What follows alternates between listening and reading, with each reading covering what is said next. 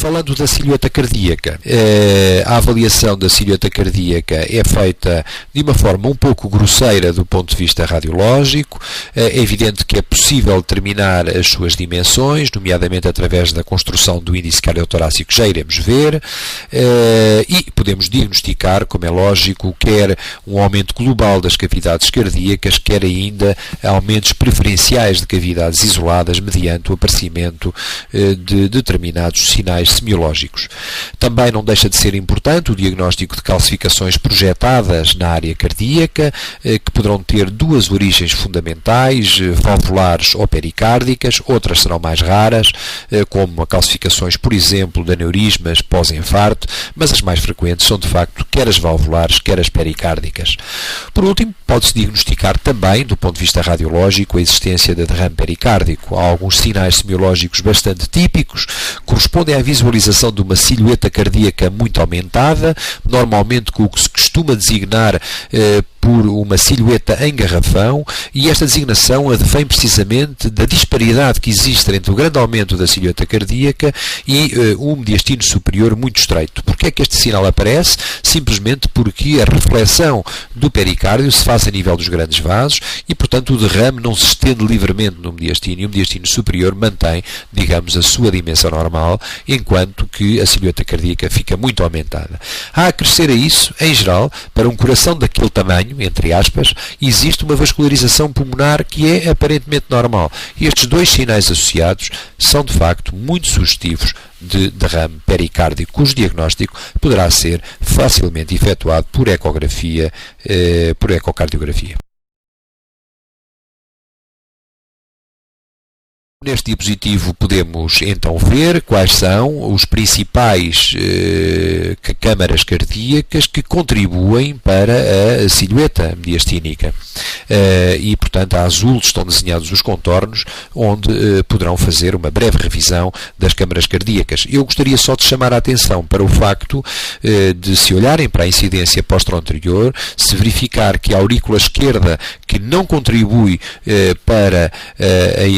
os contornos do mediastino nesta incidência, mas é bem visível, pelo contrário, no contorno posterior do coração na incidência de perfil, e que também, da mesma forma, o ventrículo direito tem, na radiografia posterior, uma localização totalmente intracardíaca, ou melhor, está englobada totalmente na sombra cardíaca e, portanto, não é visível da mesma forma ou não contribui, geralmente, para a alteração dos contornos do coração neste tipo de incidência. Nesta radiografia podemos então ver como é fácil efetuar a medição, muito simples, de uma forma grosseira, do índice cardiotorácico, corresponde ao maior diâmetro da silhueta cardíaca, maior diâmetro obtida na incidência anterior, que será, portanto, dividido pelo maior diâmetro interno do tórax. Como se vê aqui, em geral, o seu valor normal é de 0,5, isto partindo do princípio que o paciente efetuou uma boa inspiração que, de alguma maneira, não leve a que o coração tenha uma localização muito transversalizada, muito horizontalizada, e dessa forma se corresponda a um pseudo-aumento das dimensões do coração. Na radiografia de perfil há também, como vimos, portanto, uma forma simples de observar e ver as dimensões do ventrículo esquerdo e da aurícula esquerda, das cavidades esquerdas, mas em princípio também do ventrículo, ou seja, medindo a distância que vai do contorno posterior do coração, que nos é dado, como vimos, pelas cavidades esquerdas, à imagem correspondente à veia cava inferior, e essa distância não deverá ser superior a 2 cm. Portanto, grosseiramente, a mensagem fica: a radiografia de face e de perfil podem dar uma noção grosseira das dimensões cardíacas. Há cavidades cardíacas que não contribuem tanto como outras para a configuração global da silhueta cardíaca e, obviamente, hoje, com as atuais técnicas diagnósticas, será um pouco excessivo estar a pedir, do ponto de vista radiológico, incidências oblíquas, cujo interesse caiu praticamente em desuso com o aparecimento de novas técnicas. Aqui temos um exemplo de uma fina imagem de calcificação que se projeta à direita, na zona correspondente ao arco auricular direito, e que corresponde a uma calcificação pericárdica num paciente que teve uma pericardite tuberculosa. Como referi, as cavidades cardíacas poderão eventualmente estar globalmente aumentadas. Aqui o que vemos na imagem em cima é o aspecto normal dos vários arcos mediastínicos, 4, como se sabe, 4 à direita e 5 à esquerda, e, por exemplo, se aumentar o arco ventricular esquerdo juntamente com a imagem do botão aórtico, é de facto muito suspeito de uma hipertrofia preferencial do ventrículo esquerdo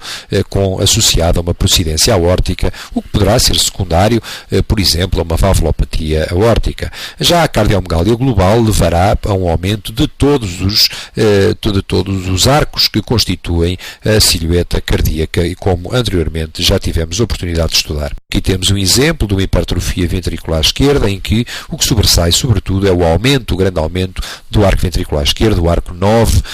mas sem grandes alterações até da vascularização pulmonar neste caso concreto. E este é um exemplo de um paciente com uma insuficiência cardíaca congestiva, apenas para tentar chamar a atenção para dois aspectos primordiais. Por um lado, o aumento global das dimensões da silhueta cardíaca, mas por outro também o aspecto indefinido, o aspecto edematoso, com o aumento das regiões hilares e perihilares, muito típicos da insuficiência cardíaca descompensada. A auscultação pulmonar neste doente é uma auscultação onde se ouvem imensas ralas de estase, fácil de integrar no contexto clínico e, portanto, aqui será, obviamente, uma questão de olhar para a imagem e de conjugar com a clínica para diagnosticar esta situação com facilidade. Nesta radiografia podemos ver também um aumento das dimensões da silhueta cardíaca, aqui praticamente à custa de todas as cavidades. Se repararmos, há uma oclusão do seio costofrénico direito que não permite excluir a possibilidade de um pequeno derrame, que neste contexto seria, logicamente, de forma prioritária, de origem cardiogénica e igualmente relacionado com algum grau de sobrecarga. Essa sobrecarga está também presente, se olharmos para um aumento da vascularização que é visível a partir do polo superior de ambos os hilos, portanto, significando que existe alguma redistribuição vascular por estase prolongada e por alguma dificuldade, de facto, de chegada do sangue, outra vez, às cavidades cardíacas esquerdas, nomeadamente à aurícula esquerda, através de um coração, portanto, que não é capaz de drenar adequadamente a quantidade de sangue que está a passar pelas artérias pulmonares, portanto, e a regressar pelas veias pulmonares. Neste exemplo, vê-se um aumento isolado do que corresponde ao cone da artéria pulmonar, que oblitera parcialmente a imagem do hilo esquerdo. Não há anomalias da vascularização pulmonar. É evidente também aqui, embora se possa suspeitar de patologia a este nível, isso carece de todo o enquadramento para saber exatamente qual a clínica que o doente apresenta, qual a sua história pregressa, etc. E outros exames complementares que eventualmente poderão ser sugeridos. Mas, portanto, este diapositivo apenas serve para mostrar que é possível o diagnóstico mediante a análise dos arcos mediastínicos, neste caso concreto de um aumento isolado do arco correspondente ao cone da artéria pulmonar. Como se referiu, as válvulas cardíacas têm também elas uma densidade de tecidos moles, portanto não são identificadas, mas podemos ver que elas se projetam no seio da silhueta